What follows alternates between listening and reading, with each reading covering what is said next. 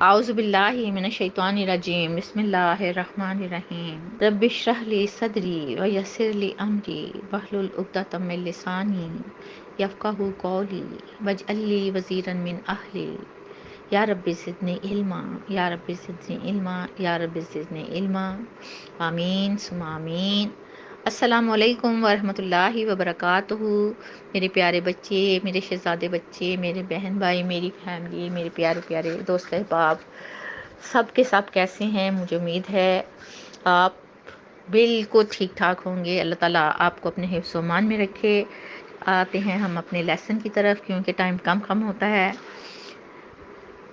ہم دیکھتے ہیں ہم نے پیچھے کیا پڑھا۔ پچھلی آیات میں اللہ تعالیٰ نے فرمایا کہ آپ صدقہ و خیرات مسلم اور غیر مسلم کو دے سکتے ہیں، اور اس کا اجر قیامت کے دن کئی گنا بڑھا کر عطا کیا جائے گا۔ سورۃ البقرہ کی آیت نمبر 273 پڑھتے ہیں۔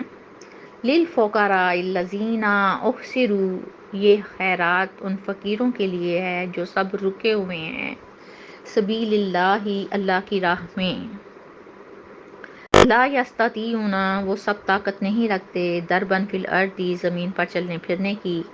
لا یستطیعون ضربا فی الارض، نہیں وہ سب طاقت رکھتے چلنے پھرنے کی اپنے معاش کے لیے، یعنی کہ کھانے پینے کے لیے یا رزق کمانے کے لیے زمین میں۔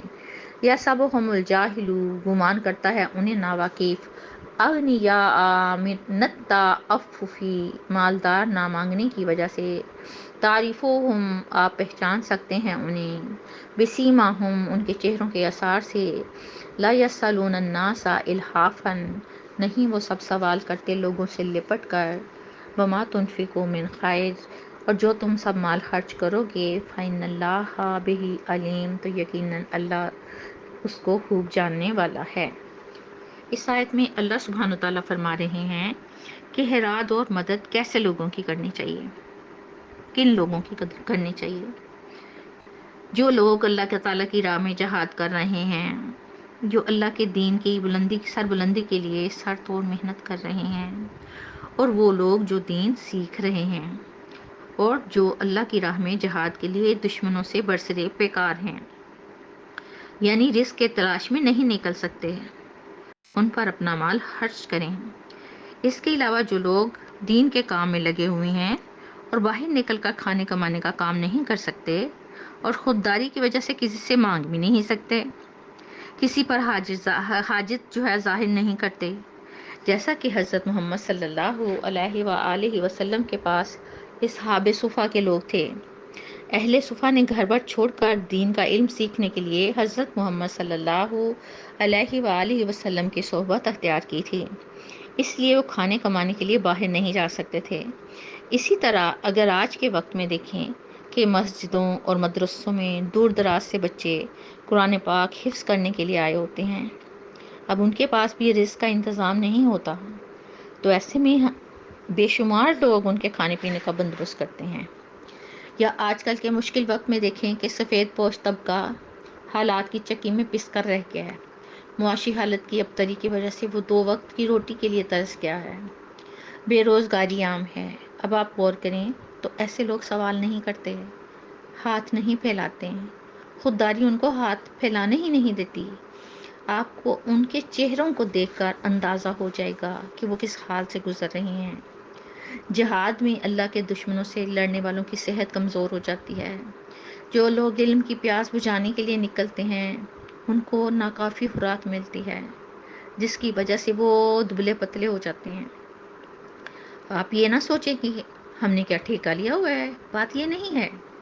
بات یہ نہیں ہے کہ ہم پر ان کی ذمہ داری آ گئی ہے، بات ہے احساس کی، ذمہ داری کی، بانٹ کر کھانے کی۔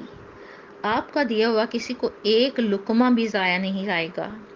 اللہ تعالیٰ کا وعدہ ہے کہ میں کئی گنا بڑھا کے دوں گا۔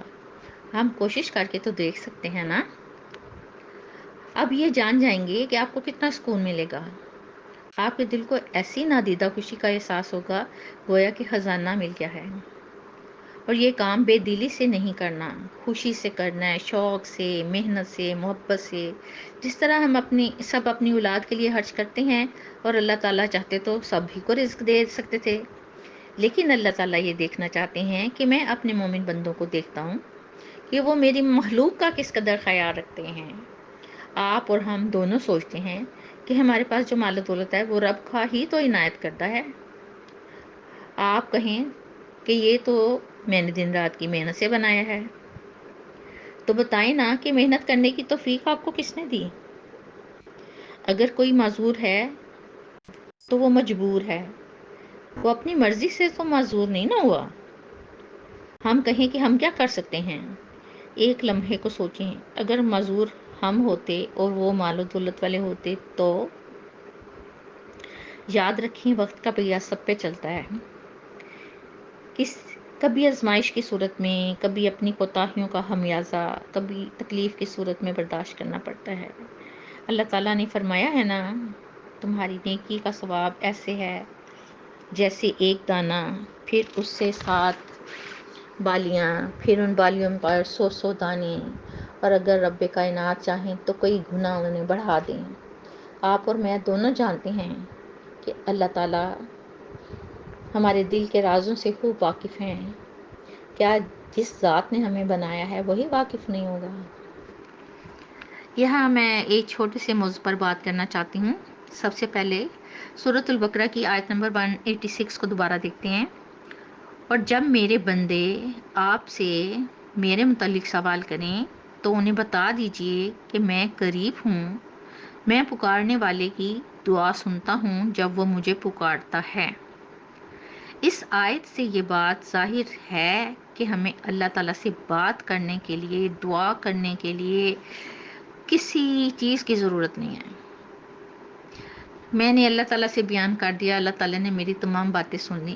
آپ یہ نہ سوچیں کہ اتنے کروڑوں لوگ ہیں، اللہ تعالیٰ کے پاس ٹائم نہیں ہے، یا اللہ تعالیٰ ہماری قوت سماعت جیسی اللہ کی سماعت نہیں ہے۔ وہ اللہ تعالیٰ ہیں، ہماری بصارت جیسی ان کی بصارت نہیں ہے۔ ہم تو صرف محدود سی چیز کو دیکھ سکتے ہیں نا۔ وہ ایک ہی وقت میں پوری اپنے انسانوں کو دیکھ رہے ہوتے ہیں، ایک ہی وقت میں ان سب کی دعا سن رہے ہوتے ہیں، ایک ہی وقت میں وہ ہمارے دلوں کی نیتوں کے حال کو دیکھ رہے ہوتے ہیں۔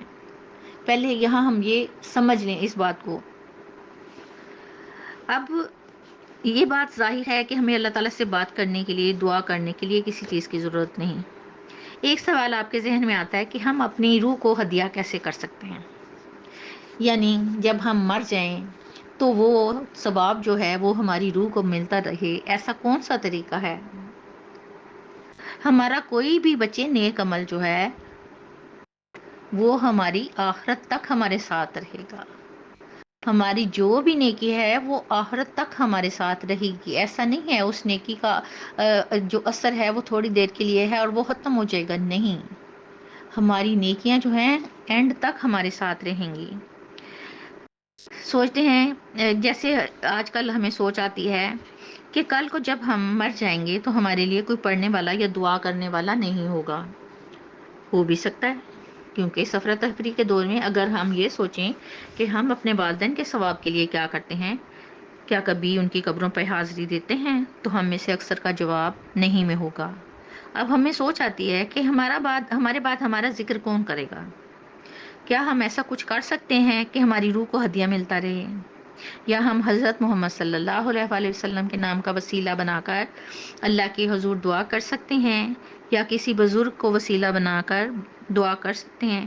اس بات میں کوئی شک نہیں کہ ہمارے پیغمبر رحمت للعالمین قیامت کے روز ہماری شفاعت کریں گے۔ لیکن اللہ تعالیٰ تو اوپر آیت میں فرما رہے ہیں کہ وہ تو ہماری بات سنتے ہیں۔ ہاں، ہمیں اپنے نیک اعمال کا وسیلہ بنا کر دعا مانگ لینی چاہیے۔ باقی رہی کہ بات کہ ایسا کریں کہ مرنے کے بعد ہماری روح کو ہدیہ ملتا رہے۔ زندگی میں ہم اپنی روح کو مرنے کے بعد ہدیہ پہنچانے کے لیے کچھ اہم کام کر سکتے ہیں جو آخرت میں کام آئیں گے اور ہماری روح کو سکون اور برکت پہنچائیں گے، جیسا کہ صدقہ جاریہ، یعنی وہ اعمال جو ہمارے مرنے کے بعد بھی جاری رہیں گے۔ فرض کر لیں مسجد کی تعمیر، پانی کا کنواں، کسی تعلیمی ادارے کا قیام، چاہے وہ دینی تعلیم کا ہو چاہے وہ دنیاوی تعلیم کا ہو۔ جب تک یہ ادارے قائم رہیں گے آپ کی روح کو ثواب ملتا رہے گا۔ اگر ہم اپنی اولاد کی پرورش اور تربیت اس طرح کریں کہ ہمارے مرنے کے بعد وہ ہمارے لیے دعا کرتی رہے، تو یہ بھی صدقہ جاریہ ہے۔ حدیث کے مطابق نیک اولاد کا صدقہ مرنے کے بعد انسان کے لیے جاری رہتا ہے۔ ہم علم کو پھیلا کر بھی یہ کام کر سکتے ہیں۔ علم چاہے دنیا کا ہو یا دین کا، جب تک لوگ اس سے فائدہ اٹھاتے رہیں گے، آپ کو ثواب ملتا رہے گا، آپ کو اس کا اجر ملتا رہے گا۔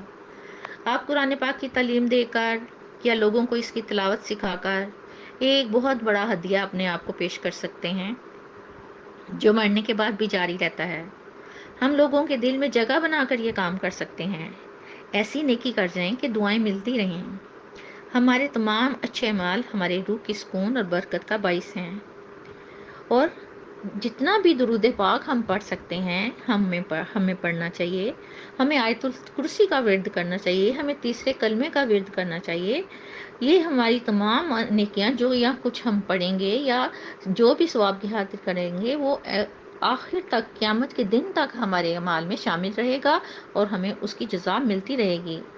نیک اعمال ہیں جیسے نماز ہے، روزہ ہے، زکوٰۃ ہے، حج ہے، یہ تمام اعمال آخرت میں ہماری روح کے لیے ہدیہ بنیں گے انشاءاللہ۔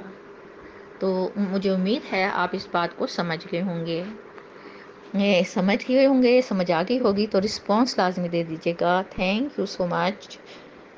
اللہ حافظ۔ کچھ ٹائم زیادہ ہو گیا ہے، لیکن یہ ٹاپک پہ تھوڑی بات کرنا ضروری تھی، اس لیے میں نے آپ کو وضاحت سے بتا دیا۔ ہنستے رہیے، بستے رہیے، انشاءاللہ پھر ملیں گے، تب تک کے لیے اللہ حافظ۔